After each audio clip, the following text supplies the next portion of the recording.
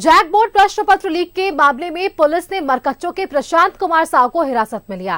प्रशांत जामू में प्रज्ञा उच्च विद्यालय का संचालक है। प्रशांत ने बताया कि उसे चतरा से प्रश्न पत्र उपलब्ध कराया गया था, जिसे उसने वायरल किया। उसके बाद पुलिस अब पूरे नेटवर्क का खुलासा करने में जुट गई है।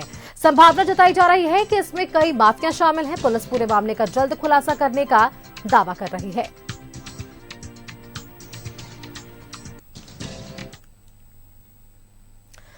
वापस से अपने संवाददाता न्यूज रूम से अंजनी का रुख कर लेते हैं। अंजनी, कल हमने देखा ये खबर, हमने प्रमुखता से दिखाई, छात्रों की बातचीत को हमने पटल पर रखा, अभिभावकों के आक्रोश को हमने देखा और अंततः एक बैठक बुलाई गई जैक की तरफ से और ये निर्णय लिया गया कि न सिर्फ विज्ञान बल्कि हिंदी विषय की भी जो परीक्षा है उसे रद्द कर दी गई।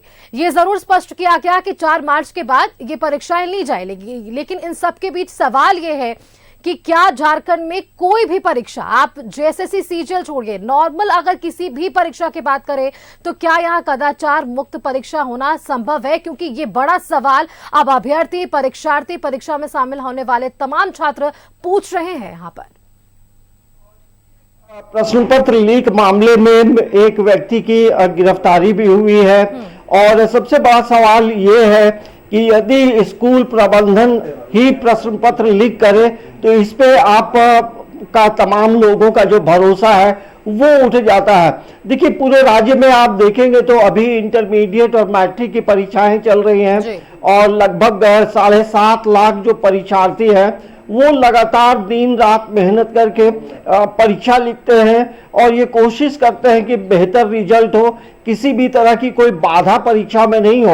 और झारखंड एकेडमिक काउंसिल और जिला प्रशासन के द्वारा भी ये जरूर कहा जाता है कि पारदर्शी रूप से परीक्षा हो और परीक्षा केंद्र के लगभग 200 मीटर के दायरे में 144 होता है, तो तमाम तरह की तैयारियां की जाती हैं और जहां जहां सेंटर्स पड़ते हैं वहां सीसीटीवी कैमरा से निगरानी भी होती है। और यदि स्कूल का प्रिंसिपल या स्कूल प्रबंधन ही इन मामलों में शामिल हो जाए तो ये एक बड़ा सवाल है कि तो किसी भी ऐसे लोगों को जो है प्रशासन का, नियम का, कानून का कोई भय नहीं होता है। और यही वजह है कि इससे पहले आप देखेंगे झारखंड की एक विचित्र दशा है सुष्मिता।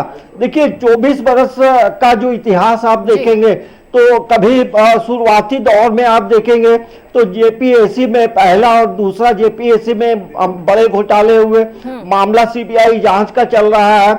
उसके बाद भी देखेंगे कई परीक्षाओं में जो है प्रश्न पत्र लीक का मामला था। कई जगह में जो है सेंटर में ही ऐसी सेटिंग हो जाती है कि एक ही सेंटर से 20 परीक्षार्थी सफल हो जाते हैं। तो हमें लगता है कि कहीं ना कहीं खुद की जो नैतिकता है उसकी कमी हमें दिखाई पड़ती है और ऐसे लोगों को कठोर से कठोर सजा देने की बात झारखंड एकेडमिक काउंसिल के जो चेयरमैन हैं नटवा हंसदा ने की है और ये कहा है कि 24 घंटे में कोडरमा और गिरिडीह के जो डीसी हैं उन्हें एक रिपोर्ट देनी होगी और जो आरोपी होंगे, जो इन चीजों में जिनका इन्वॉल्वमेंट है, वैसे लोगों पे मतलब कड़ी से कड़ी सजा हो, ऐसी बातें उन्होंने कही है। लेकिन सबसे बड़ी बात यह है कि जब प्रश्न पत्र लीक होते हैं तो परीक्षार्थी परेशान हो जाते हैं, उनके जो अभिभावक हैं वो परेशान हो जाते हैं।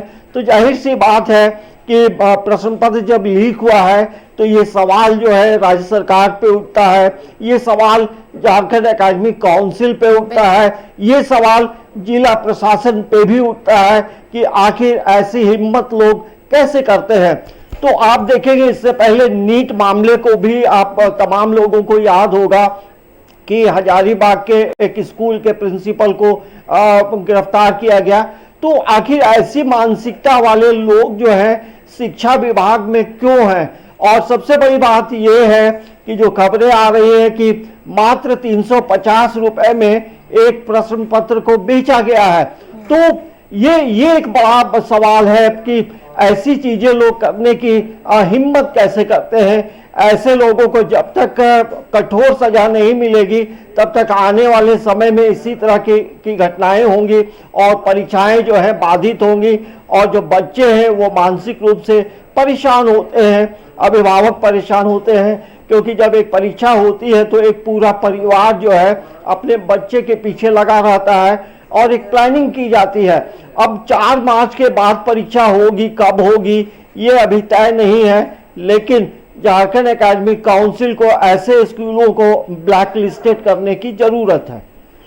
बिल्कुल अंजलि, आपने ठीक कहा। ये तमाम चीजें दिनचर्या में हमें जरूर देखने को मिलती है। परीक्षार्थी बच्चे ये पूरी मेहनत करते हैं परीक्षा के लिए, और जब भी बोर्ड की बात होती है, मैट्रिक की बात होती है, तो आपने भी अपने घर में ये देखा होगा अंजलि कि जब भी बोर्ड परीक्षा की बात होती है तो बच्चों को ये समझाया जाता है कि ये आपके भविष्य की पहली पीढ़ी है, आप इससे उत्तीर्ण करें। तो जब बच्चे इतने मेहनत करेंगे और प्रशासनिक स्तर पर, विभाग के स्तर पर ऐसी गड़बड़ियां होंगी तो उनके भविष्य के साथ तो सीधे तौर पर खिलवाड़ है। अब इस पर देखिए जांच आगे किस तरह से आगे बढ़ती है। धन्यवाद आपका अंजनी, फिलहाल हमारे साथ जुड़ने के लिए, तमाम जानकारियां हमारे दर्शकों के साथ साझा करने के लिए। रुकते हैं एक छोटे से ब्रेक के लिए, जल्द हाजिर होंगे।